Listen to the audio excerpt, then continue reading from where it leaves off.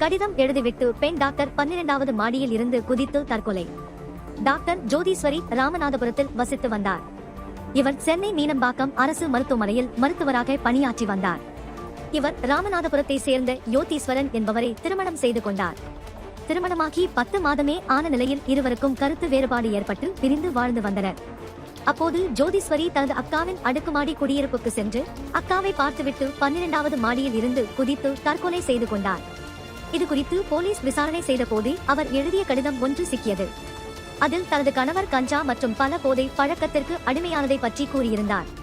அது மட்டுமின்றி அவர் பல பெண்களுடன் தொடர்பில் இருந்தது தெரியவந்தது. இதை பற்றி ஜோதீஸ்வரி தன் கணவரிடம் கேட்டபோது அவர் ஜோதீஸ்வரியை பொருட்படுத்தாமல் எந்த பதிலும் சொல்லாமல் சென்று இருக்கிறார்.